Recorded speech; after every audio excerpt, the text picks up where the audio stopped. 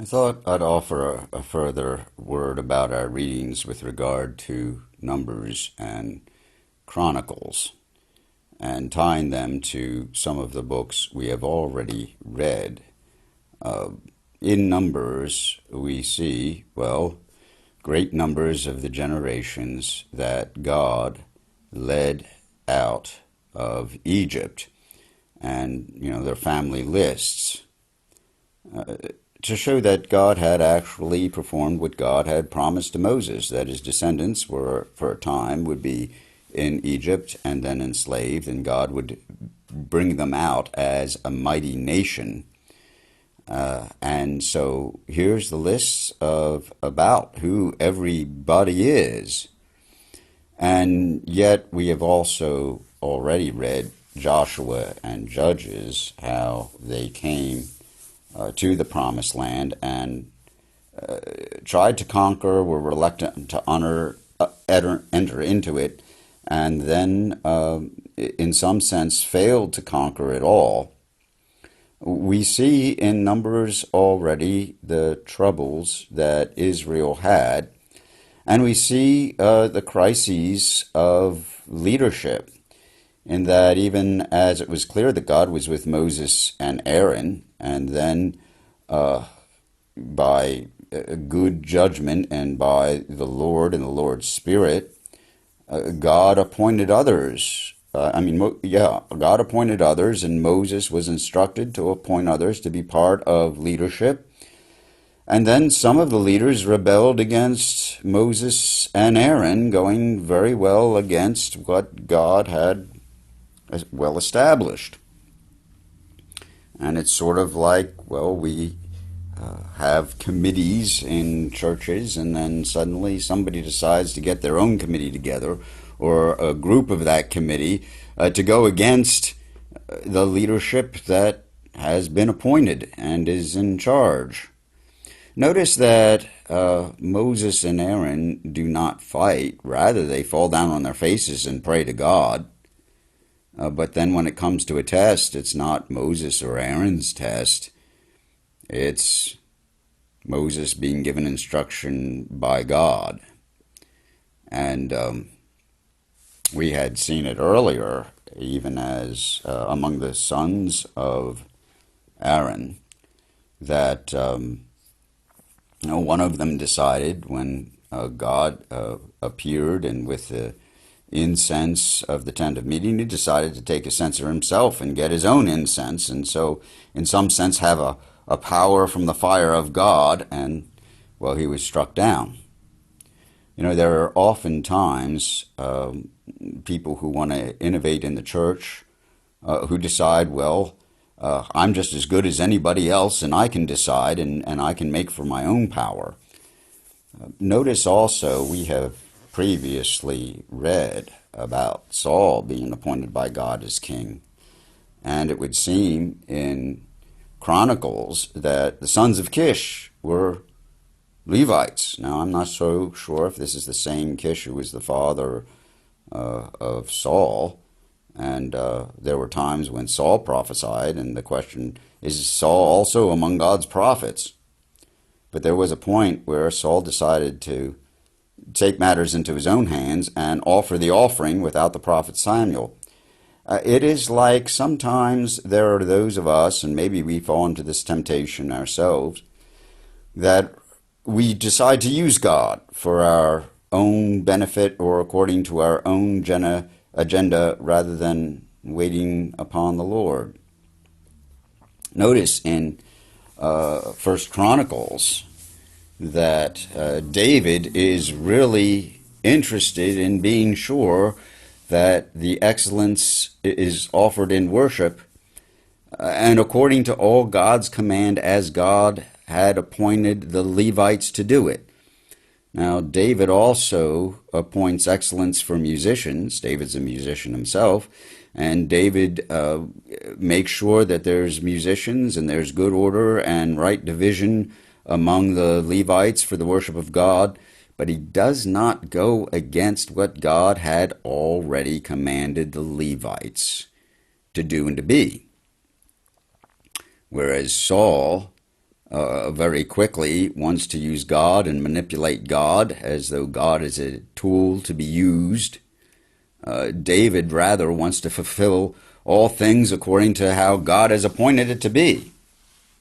And in Chronicles, David is given this great promise of God. We also see that in the books of Samuel, that David is appointed and given great promise by God. But notice as we get into Chronicles, it's a very different kind of story. Chronicles is also listing all those people who helped or were appointed as officers and their children beyond them. Chronicles is given to us in the Hebrew Bible after Ezra and Nehemiah. Ezra and Nehemiah are about God bringing the captives back from the Babylonian captivity and reestablishing God's worship in Israel, in Jerusalem, on the Temple Mount. So Chronicles skips a lot of the details we're given in 1st and 2nd Samuel in order to give us other things, to tell all who everybody is who's come back what they were before, and also to show all the people that were used to establish God's rule. It wasn't just up to David. David shared and brought up great leaders, and so this accounts all who everybody is. Notice also that David's great sin, we think immediately of his sin with the wife of Uriah the Hittite, Bathsheba, and the adultery that David did with another man's wife, and the result that's outlined in detail in the books of Samuel. But here, David's great sin, the wife of Uriah isn't even mentioned, but his great sin is to insist on carrying out a census of all the fighting men. Now, we'll see in the New Testament that a census is also used by the great tyrant Augustus Caesar. That's part of the Christmas story. But the problem with a census is that we're not relying on God's mighty power and God's Spirit to work upon people. We're numbering the warriors so we can see how mighty the nation is. And that seems to be the great sin in 1st Chronicles that David committed. So Chronicles gives David's great zeal to have everything right according to the Lord's command, but then at some point David decides that he's the one establishing his own kingdom. This is the great temptation we all face. With the gifts of God that God gives us, suddenly thinking that what is necessary is dependent upon us, and that our own great talent is our own. And every once in a while, we see in the church, as well as in other places, some great spirited leader, but then they turn all things unto themselves and their own agenda. And there's always some great weakness among those who seem to be so mighty that brings about great trouble, even their downfall. Now, we know that God's promise to David, both in 1st Chronicles and in the books of Samuel, God is going to be true to the promise, even though we see failings in David's leadership.